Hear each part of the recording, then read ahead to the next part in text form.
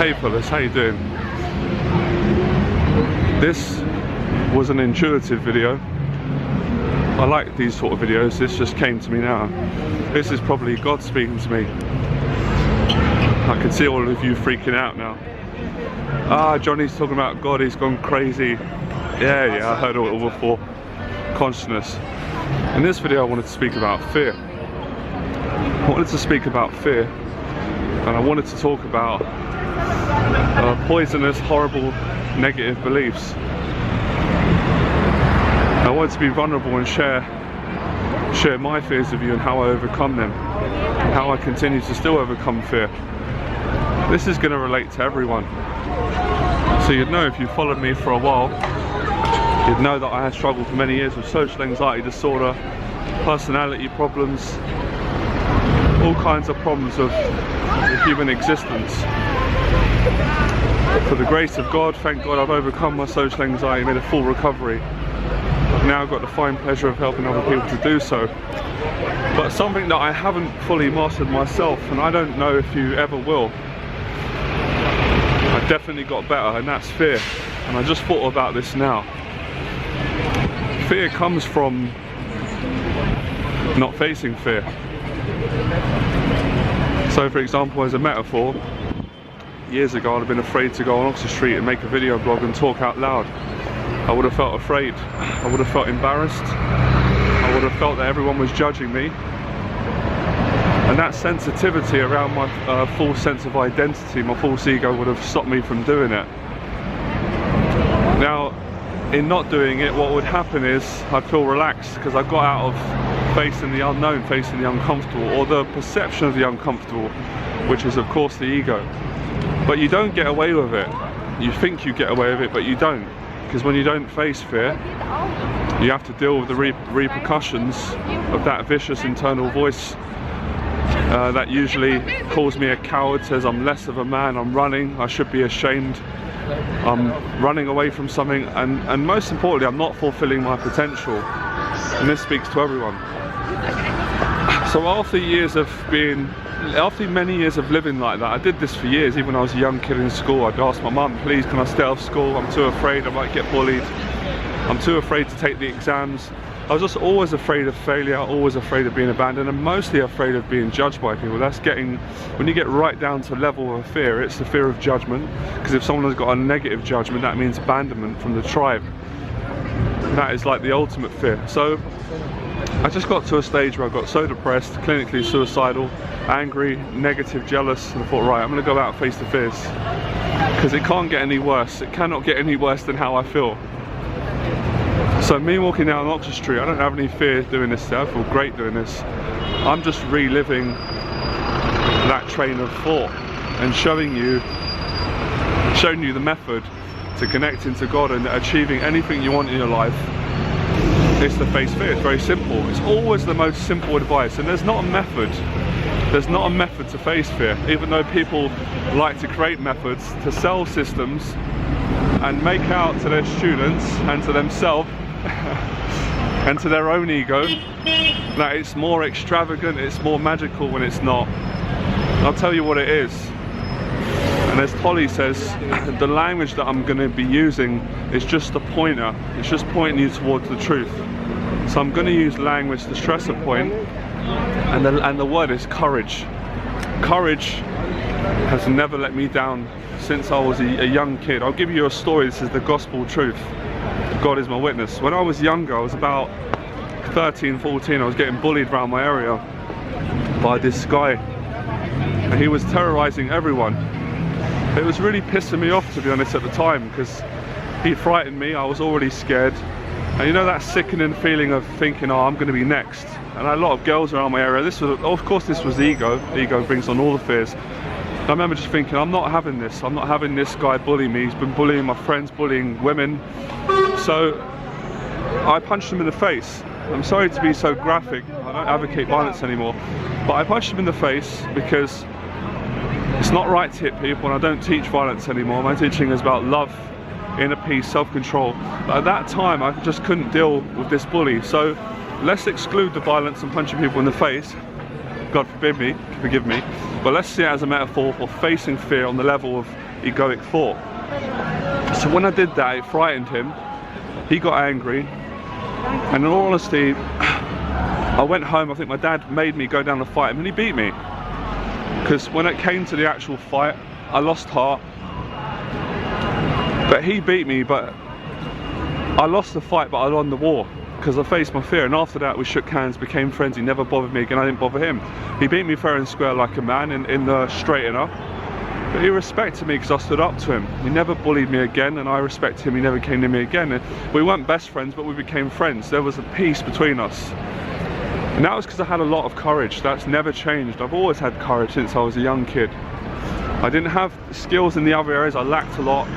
But as I said, courage has got me a lot further than an intellectual book, a lesson in school. It's always achieved me my dreams at different stages of my life. And this would be the same for you. How do I know that? It's common sense. You're a human being, you're the same as me. If you're a man, if you're a woman, you're a different gender, but you're the same. So we need courage. We need that brutal self-honesty to say, I am afraid of this. It is challenging me at the level of thought. And it is an egoic projection, but the only way to overcome an egoic fears is, well actually it's not entirely true, but just to stress the point, is to face it on the level of that projection. You could even go deeper. That's what I love about Tolly's teaching, and realise that you're not your mind, and you're not this full sense of self that you believe you are. And when I had that realization myself, through a lot of internal suffering and going out and fulfilling my ego, which came from fear, it liberated me, massively liberated. That's why I can walk down Oxford Street and actually feel peaceful. I'm gonna cross the road, peaceful in my body. I'm not even bothered if I get judged. I've been through so much. I'm so grateful. I feel so relaxed in myself. I'm fine with it. And that's really what it comes down to. People are frightened of being judged, frightened to be seen to be failing. So it's going beyond perceived threat of judgment, rejection, abandonment, and it's standing in front of it. And there's nothing more admirable than that. I always get really inspired when I see other people doing it, facing the fears and standing right in front of what they're afraid of, because you'd be surprised.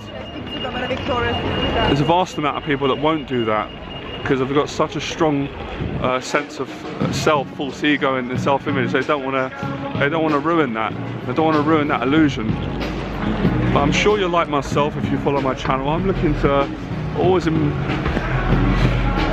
improve myself. Alan Watts says all attempts to improve yourself are a waste of time. It's actually true. I'm just using language, but I'm looking to develop my consciousness more and connect with God more and come away from the false ego. So sometimes, as I said, we have to play it on this level.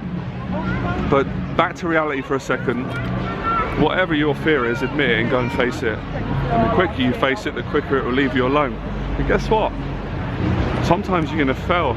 You're going to fail a lot. I failed a lot.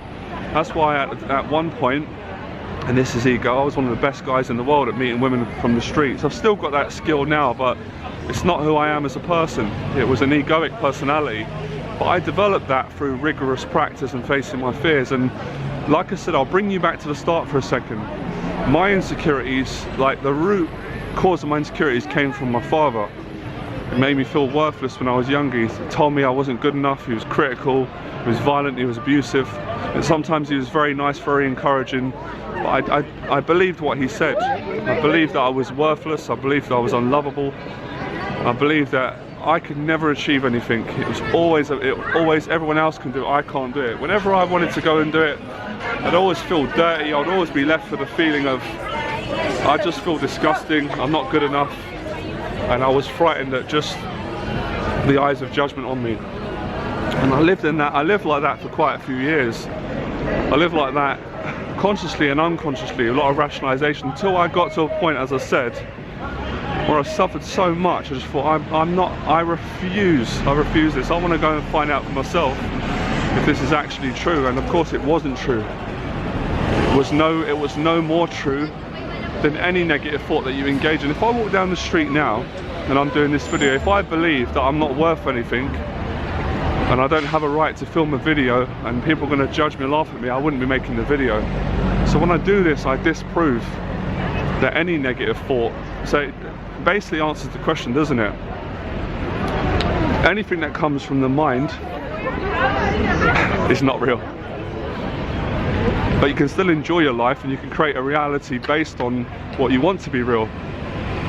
So I wanted love in my life. I wanted love, I wanted truth, I wanted honesty, I wanted to be a man, I wanted to take responsibility, I wanted to be a good person. So I had to make them changes in myself so I could change my projection of other people. So it was a win-win. And it's an ongoing process, of course. Just because I'm a teacher, I've got enough self-awareness and honesty to say occasionally I struggle with negative thoughts just like my students would. But I always resort back to this practice, what I'm doing now. I always go back to my courage, it aligns me back to who I am. And who I am is not the thinker who thinks all these negative things and is so insensitive about this false sense of self-image being attacked. So criticism is good. It's good when we get criticised. It's always been good for me. My dad transformed my life. He broke me for the first 20 years, but he transformed me. Whether for his own ignorance or not, because he made me go out and challenge what he said to me, because I actually thought I'm not good enough for a woman to even to be next to a woman. My self-esteem was so low at one point, I thought I'm not good enough to stand in a crowd of people.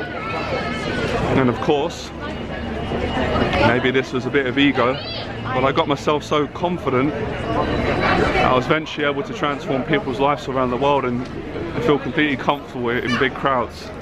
Practice, and changing the beliefs. Changing the beliefs according to how you want to live. Because a belief becomes a perception becomes a projection, and a projection becomes a reality, becomes a personality.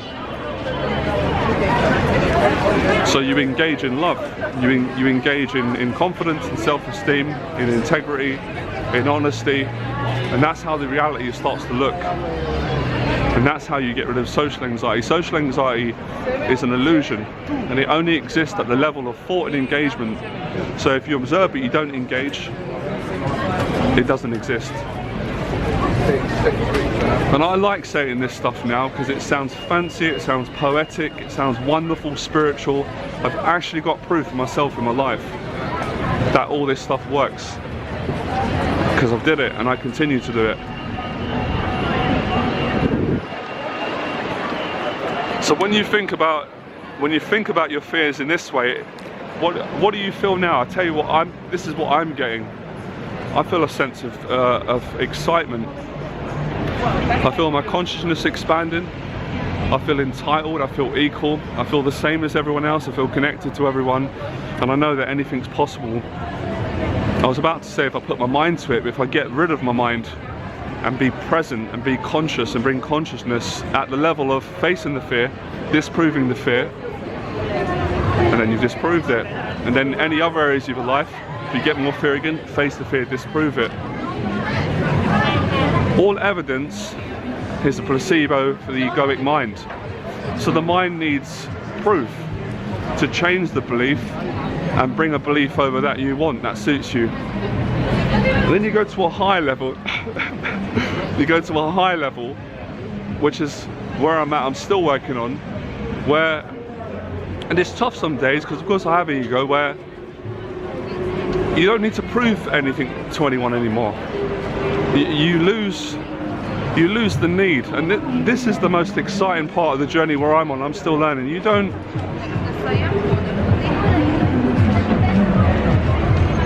You're not desperate to prove other people wrong, which is the false ego again.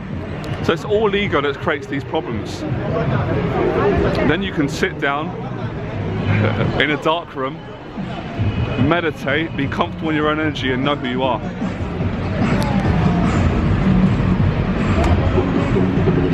I'm talking to myself, and I know I'm talking to you. I know we're connected. When we get ego out of the way, and we get full sense of self-image and what you did and what I did and our history and what happened to us, we're just consciousness. And there's no I'm better than you, you're better than me. There we go. I hope that helps.